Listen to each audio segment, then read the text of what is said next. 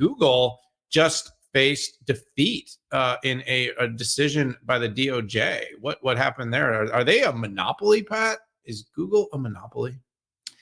Well, we're going to have a lot of those questions, but let me get the news under U.S. federal judge basically says it's a monopoly using its search engine and anti-competitive practices. And the big spotlight here was on deals that Google did to get default search. And by the way, selling defaults on devices literally goes back to when I was in the PC market. I had buttons on my keyboard that I would sell.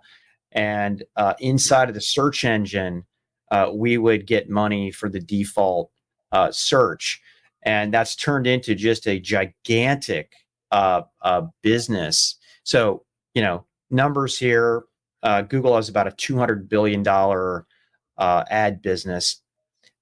Google pays Apple around $20 billion a year to be the default search engine. And that's 25% roughly of Apple's entire services industry. And one thought I have is who could this potentially benefit? What could be the downstream effects here? I mean, we haven't seen the details of exactly where this could go. And by the way, Google's appealing here, but I've seen people speculate that the company could get broken up.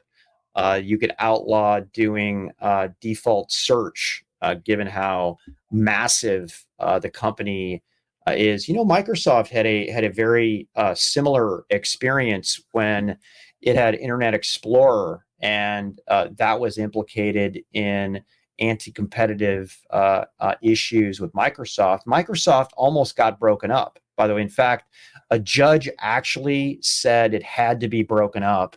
And there was some negotiation that kept that back on there. But this has to be some sort of a benefit to Microsoft with Bing, and maybe even Perplexity and OpenAI here.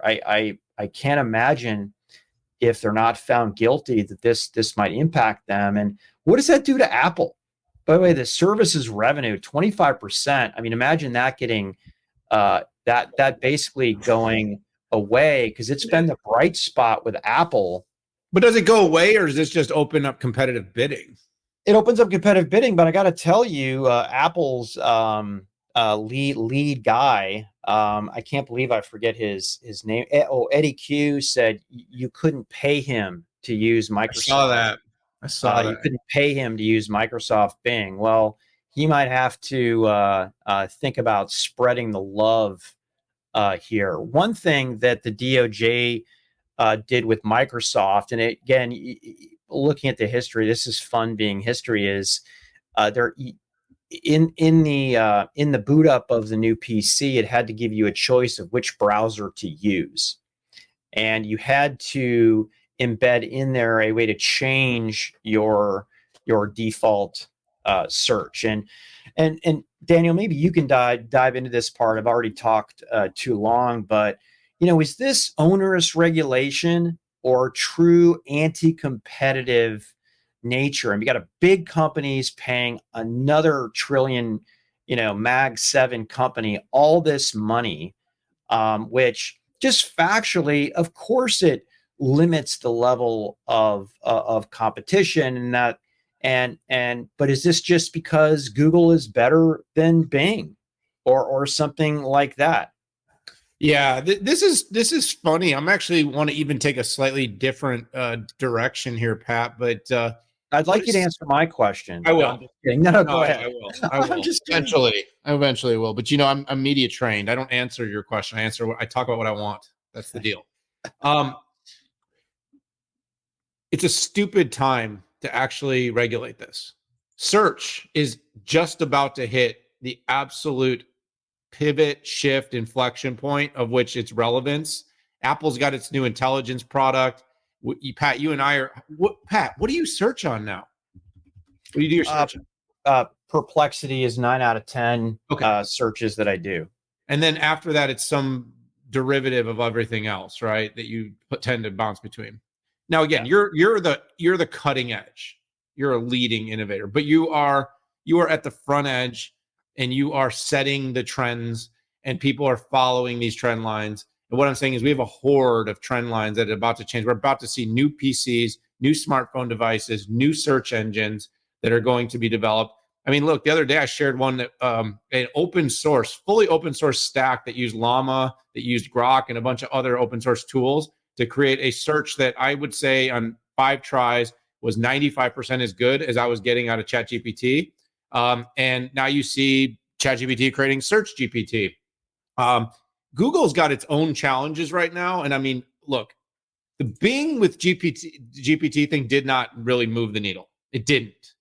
But that's because we haven't really seen the inflection to which search has shifted from being something that, but as everybody starts to pick this up, Pat, as everybody starts to use these generative tools for search, these abstracts, these summaries, the regular search as we know isn't going to be a thing. So if I'm Apple, I'm looking at the whole situation and I'm basically like, look, I don't really care. I want as much money as possible. We'll sell this thing off. We'll continue to use our giant customer platform, and we're going to make as much as we can. And by the way, to your point about what Apple said, they do want to deliver a good experience. That is still Apple's thing. And I don't know about you. I played with Bing search. I played with DuckDuckGo. I played. Google still does the best search. Now, to the point, I'm also like you. I've moved to Perplexity for almost everything because I just find the outputs better for me in most cases. So how long before that tail wags the dog? Meaning we are the early, but how long before that starts to come up? And then now you've got a whole new ecosystem. So Apple's busy building and training models and developing Apple Intelligence. And so in the long run, I just wonder how long this is viable, period. Now, back to your question. They have to offer the best product. They have to have the best service. And to my point is, what does it really accomplish by opening the door and bringing in Microsoft? This isn't a knock, by the way. Like, let's even say it's all even. Like, does that suddenly make this less anti-competitive to bring the $3 trillion company in to displace the $2 trillion company? Who else has a default search engine that would provide customers at a level of experience that they're going to expect when they're using their iPhone?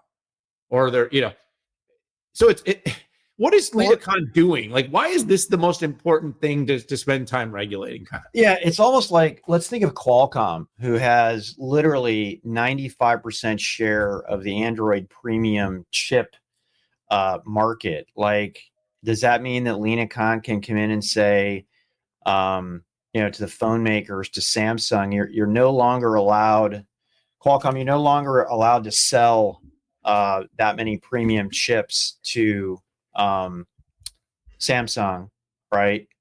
And like where does this thing end? Yeah, I you know what, I can't tell you, Pat, but I just mean, like, this to me feels like litigating it. We're litigating history, not the future. Spend the effort and the time figuring out how to manage that generative AI tools are accurate, grounded, capable, distributed, because search is literally going to go the search as we know it over the next decade is going to go the way of the dodo bird. Yeah, it just isn't going to be the same. And so, if I'm Google, I'm doubling down on Gemini, trying to build a better mousetrap there, trying to make sure highest fidelity, accurate, lowest hallucination. I'm looking at the Google search business the way Hock Tan looks at any business he buys. I want to absolutely I want to massively win the business until it's no longer a business. But you got to believe me, like, search as we know it is not going to be the same in 10 years, not even in 5. I mean, look how fast generative has changed your behavior. But we're sort of technological nerds. We're geeks.